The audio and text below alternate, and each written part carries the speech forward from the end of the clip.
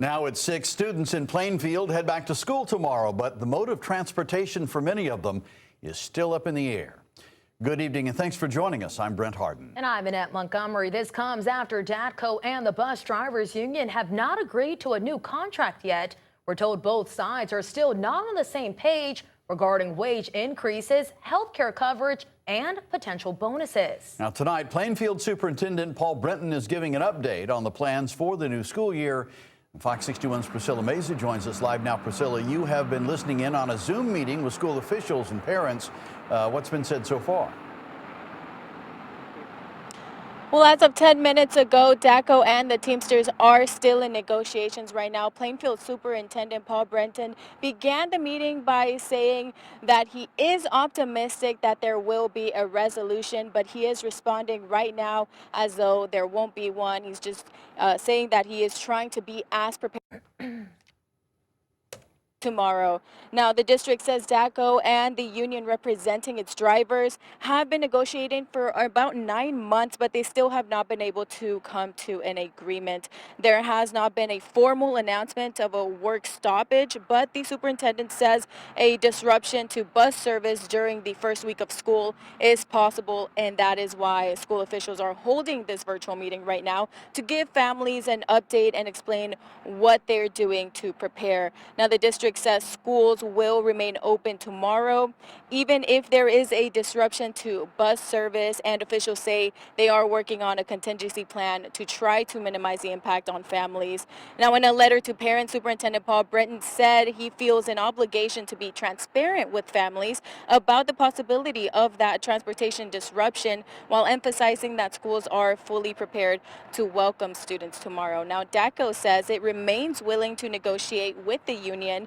The company says it has offered things including wage increases, health care coverage, additional paid holidays, a 401k with a company match, and longevity bonuses. But right now, the two sides have not reached an agreement. Now, we are listening for new information about whether buses will actually be running tomorrow and what the district's backup plan could look like for tomorrow and the rest of the week. But for now, live in Plainfield, Priscilla Meza, Fox 61.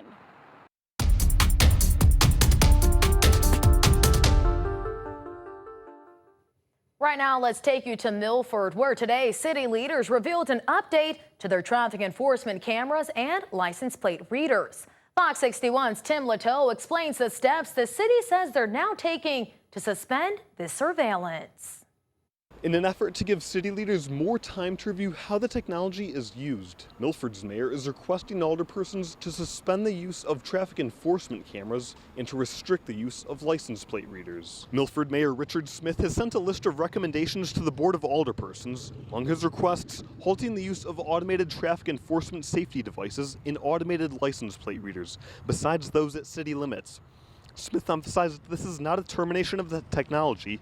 He says this pause will allow the alderpersons and city staff to review defects in the technology like locations and hours of enforcement, fines, recurring violations, and citations with leased and rented vehicles. Thursday night, the alderpersons will be able to vote on Smith's recommendations. They could even go as far as terminating the contract with the camera company called Ultimate. Smith was elected to office in 2025 and says he didn't sign the contract with Ultimate, but it's a conflict he inherited. He says he'll be forming a public safety technology committee that'll conduct a review of this technology and bring their findings to the Board of Aldermen over the coming weeks. This isn't an ordinance, so in terms of whether we terminate the contract, it's going to come through the Board of Aldermen. I only have really my position is to recommend, but I will look to form this committee that will advise the Board of Aldermen. And a special meeting for the Board of Alderpersons is scheduled for Thursday evening at 7 o'clock. In Milford, Tim Lateau, Fox 61. Thank you, Tim. Actor Tim Curry, best known for his iconic roles in the Rocky Horror Picture Show, Clue, and It, has died at the age of 80. According to the Los Angeles Police Department, officers responded to a death investigation at a North Hollywood home late Tuesday night. An immediate cause of death was not clear. Curry became a cult favorite as Dr. Frankenfurter in 1975's Rocky Horror and later played Wadsworth in Clue and then Pennywise in the 1990 It series. He also had a long stage career, earning 3 Tony Award nominations. Curry suffered a major stroke in 2012 and had been dealing with health problems in the years since. And tonight, the nation also continues to mourn country music icon and beloved philanthropist Dolly Parton. According to her publicist, Parton died, quote, after bravely facing a brief battle with cancer. Karen Kaif is in Nashville with more on the tributes pouring in. She's light, she's love, and that's what she inspires in everybody. That's why everyone loves her so much. A very bright light in Nashville went dark on Tuesday. Beloved country music legend Dolly Parton passed away at 80.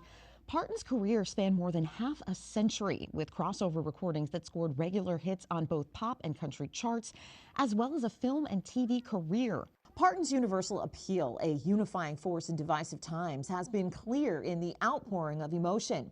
Country fans, pop fans, Republicans, Democrats, all genuinely mourning her passing. Britain's royal family shared their own tribute for Parton, with a military band at Buckingham Palace playing her hit 9 to 5. But it wasn't just her talent that drew people to her. It was also her heart. Parton was a magnanimous humanitarian. She launched the Dollywood Foundation in 1988, initially seeking to lower the high school dropout rate in her home county in Tennessee, and later forming the Imagination Library, which has grown into one of the premier early literacy efforts and book gifting programs in the world. She even personally gave $1 million to research during the COVID-19 pandemic, even helping fund Moderna's vaccine development. Dolly always talked so much and so freely about her family, about what it was like growing up in the poverty that she did in Tennessee, about how that motivated her. What she did with her success is a lesson for all of us. You know, when you have a lot, you can do a lot with it. And boy, did she do a lot with it. In Nashville, I'm Karen Kaif. And take a look. The Big Apple honored the country music star in a sparkling display. The Empire State Building lit up pink last night in celebration of Dolly Parton. All right, time for a look at the weather now. Enjoy the sunshine while you can. The humidity returns tonight, and there's rain on the way. Chief Meteorologist Rachel Frank is here with more. Rach? Yeah, we knew all good things must come to an end. It's been so beautiful today, especially, but the humidity is creeping back in, and that means we'll have moisture to tap into for showers and storms. I think for tomorrow, that storm threat is going to be kind of hit or miss in nature, so not every town will see a thunderstorm.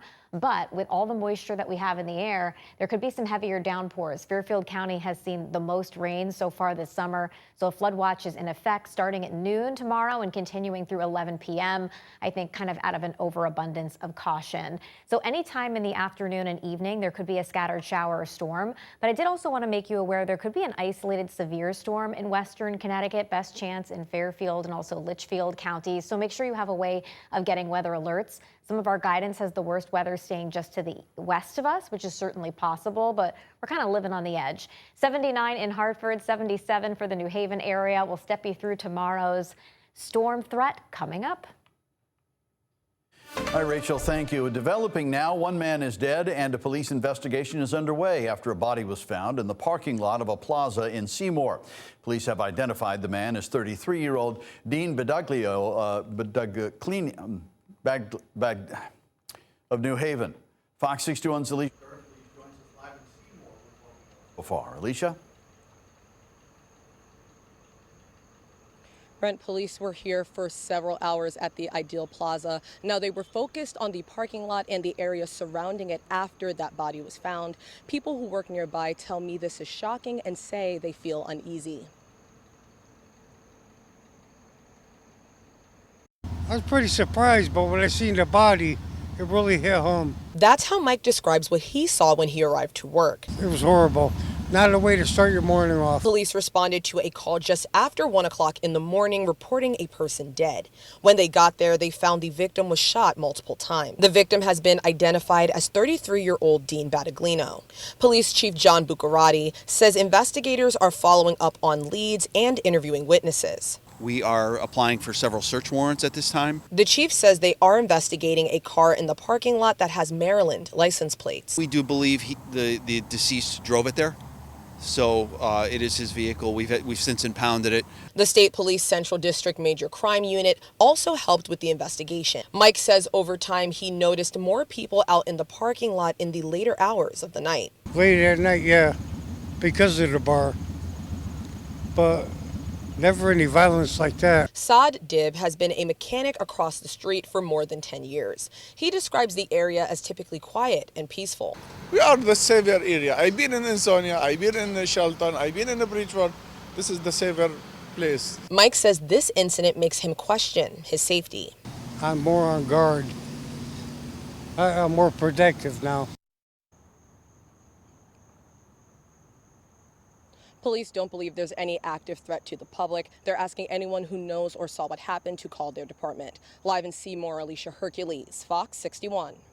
All right, Alicia, thank you. Well, today the Inspector General released its initial report into the deadly shooting in Newington on Friday that involved both an officer from Hartford and one from Rocky Hill. Tonight, both officers are recovering from their injuries, and we want to show you some of the body camera footage from that day. A warning first, you might find some of it disturbing. Here we go. This all started late Friday night where officers responded to a report of a man threatening to shoot someone in Hartford. Hartford officer Alexander Diaz later approached the suspect, identified as Hector Perez, but they say that's when Perez got into a car and took off. A chase then began with Officer Diaz following Perez into Newington. And officials say that's when Perez and a woman who has not been identified at this point pulled the car over and took off on foot.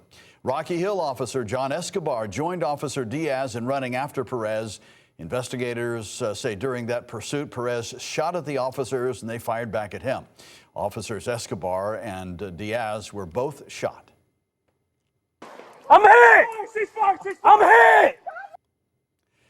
Investigators say Perez was also shot and died at the scene. The chief medical examiner says Perez died from gunshot wounds to the head, neck, torso, and other parts of his body, and his death was ruled a homicide. Officials say they recovered a small semi-automatic pistol at the scene near Perez's body, and now the Inspector General is working to determine whether officers Escobar and Diaz were justified in the shooting. Meta has now reached a landmark settlement with the federal government, ending a trial that brought the safety of social media to the forefront. The parent company of Facebook and Instagram agreed to pay more than $16 billion to 29 states, including right here in Connecticut.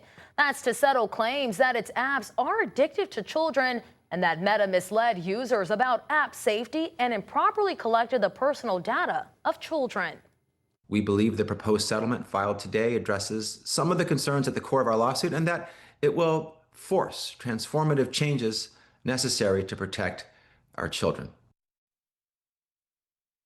Make major changes to its platforms for young users, like daily time limits, nighttime blocks, muting notifications during school hours, and blocking beauty filters.